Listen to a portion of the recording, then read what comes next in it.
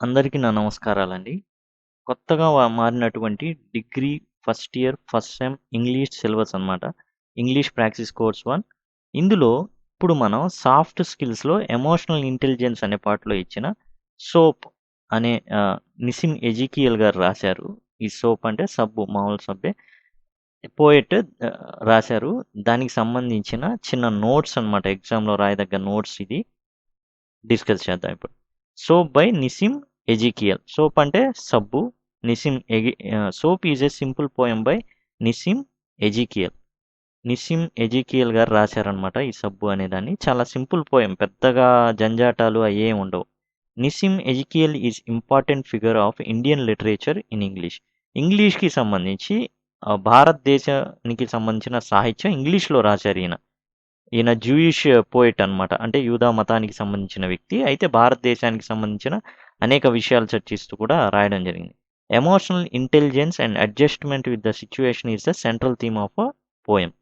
ఇందులో emotional intelligence అనేది ఇద్దరికి మిస్ అవుతుంది. షాప్ కీపర్‌కి యాజ్ వెల్ యాజ్ పోయెట్‌కి ఇద్దరికి. చివరికి పోయెటే సర్దుకొని సిచ్యువేషన్‌కి తగ్గట్టుగా మసులుకొని మాట్లాడడం ద్వారా సమస్య అనేది నివృత్తి అవుతుందన్నమాట. The poem is about an ordinary conversation between shopkeeper and poet to buy a soap. ఏం లేదు, చిన్న సబ్బు కొనుక్కోవడానికి షాప్ దగ్గరికి వెళ్తాడు పోయెట్. అప్పుడు షాపు యజమానికిను పోయెట్‌కి మధ్య జరిగిన సంభాషణే ఇదంతా. One day poet goes to buy A branded soap from A shop. షాప్‌కి వెళ్తాడు, బ్రాండెడ్ సోప్ అడుగుతాడు. Poet wants to purchase a branded soap. Shop keeper gives ordinary soap saying it is the branded one. ఏంటంటే ఎళ్లి branded soap అడిగితే ఏదో పిచ్చి సబ్బు ఇస్తాడు. లక్స్ అడిగితే లాక్స్ ఇస్తాడు. ఇదే బ్రాండెడ్ సోప్ తీసుకెళ్ళు అంటాడు. కానీ పోయెట్ దానికి ఒప్పుకోడు. When poet asks about it the shop keeper gets angry. ఇది ఫేక్‌ది, ఇది జెన్యూన్ కాదని అడిగినప్పుడు షాప్ యజమానికి బాగా కోపం వస్తుందన్నమాట. Shop keeper starts to argue with poet by saying that the poet must take whatever he has given. చివరికి ఏం చెప్తాడంటే షాప్ యజమాని, నేను ఏమిస్తే అది పట్టుకెళ్ళాలి, నువ్వు మాట్లాడకూడదు అని అనడంతో పోయెట్‌కి చాలా కోపం వస్తుంది. Poet tries to plead intelligibly but in vain. Shop keeper is not ready to accept poet's argument. ఎంత అడిగినప్పటికి కూడా చాలా ఇప్పుడు నేను చాలా ఇంటెలిజిబుల్‌గానే చెప్తాడనమాట. అయినా గానీ షాప్ యజమాని ఒప్పుకోడు. తీసుకెళ్ళు, రుద్దుకో, నీకు ప్రాబ్లమ్ ఉండదు. ఉంటే వచ్చి చెప్పు నాకంటాడు. అదేంది, నేను ఇచ్చింది బ్రాండెడ్ సోప్‌కి డబ్బులు. నువ్వు ఇచ్చేదేమో ఫేక్ సోప్ ఇస్తున్నావు అని అడిగినప్పటికి కూడా, ఎంత అడిగినప్పటికి కూడా దానికి ఏమాత్రం కూడా షాప్ యజమాని ఒప్పుకోడు. బ్రాండెడ్ సోప్ ఇవ్వడు. పిచ్చి సబ్బే ఇస్తాడు. The shopkeeper uses slang language and very rude in his behaviour. ఇక బూతులు వాడతాడు. వాడిష్టం వచ్చినట్టు మాట్లాడతాడు shopkeeper. During the argument public gathered and started to enjoy over the controversy.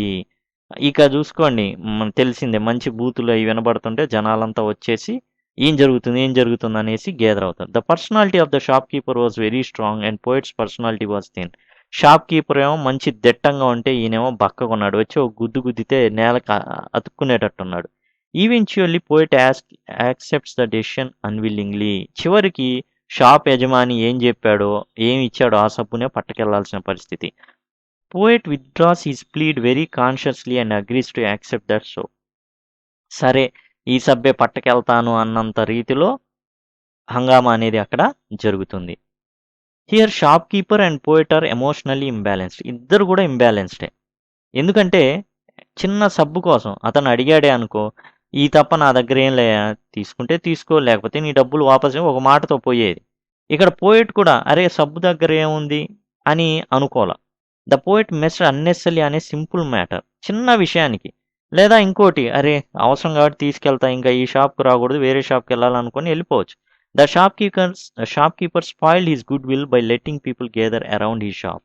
Shop యజమాని కూడా అనవసరంగా జనాలంతా చేరి, అరే వీడన్నీ ఫేక్ అమ్ముతాడురా అనే ఒక భావన అనవసరంగా publicity చేసుకున్నాడనమాట. However, at last poet shows his emotional intelligence and withdraws the argument cleverly that he will not accept such soaps next time. చాలా క్లెవర్‌గా, చాలా తెలివిగా పోయెట్ చివరికి, ఓకే, ఈసారికి ఏదో తప్పు జరిగిపోయింది, వదిలేస్తున్నా. నెక్స్ట్ టైమ్ వచ్చినప్పుడు ఇలాంటి సబ్బులు మాత్రం ఉండకూడదు. నీ ఇష్టం అని చెప్పేసి వెళ్ళిపోతాడు. అది చాలా ఇంటెలిజిబుల్‌గా చివర్లో ఎమోషనల్ ఇంటెలిజెన్స్‌ని పోయెట్ ఉపయోగిస్తాడనమాట. దాని ద్వారా ఏం జరుగుతుందంటే చుట్టూ జనాలకి అరే! వీడు ఫేక్ అమ్ముతున్నాడురా! పాపం ఈడేందిరా ఒప్పుకొని ఎళ్ళిపోతున్నాడు. అంటే ఒక రకమైన పబ్లిసిటీ వచ్చేస్తుంది. నెక్స్ట్ టైము వీడి దగ్గర మనం రాకూడదని వీళ్ళే అనుకునేటప్పుడు. సింపుల్‌గా ఏం లేదు. షాప్ దగ్గరికి వెళ్తాడు. ఓ సబ్బు కొనాలనుకుంటాడు. లక్స్ కొనాలనుకుంటే లాక్స్ ఇస్తాడు. ఇదేంది లాక్స్ ఏందా? నాకెందుకు లక్స్ ఇయ్యమంటాడు. ఏయ్! ఇదే సబ్బు తీసుకుంటే తీసుకుపో లేకపోతే లేదంటాడు షాప్ యజమాని. చివరికి అసలు షాప్ యజమాని కొత్త సబ్బు ఇయ్యడానికి నిరాకరిస్తాడు. అంటే బ్రాండెడ్ సోప్ ఇవ్వడానికి నిరాకరిస్తాడు. దాంతో ఇతనే తగ్గి ఏం చేస్తాడు అంటే, సరే ఇక ఇతను ఇవ్వడు ఎటు అనవసరంగా వాడేమో లావుగున్నాడు, దిట్టంగున్నాడు. కొడితే నేను పడిపోతాను కాబట్టి క్లెవర్‌గా సరే ఈసారికి ఈ సబ్బు తీసుకెళ్తున్నా. నెక్స్ట్ టైమ్ నుంచి ఇలాంటివి రిపీట్ కాకూడదని చెప్పేసి పోయెట్ ఎళ్ళిపోతాడనమాట.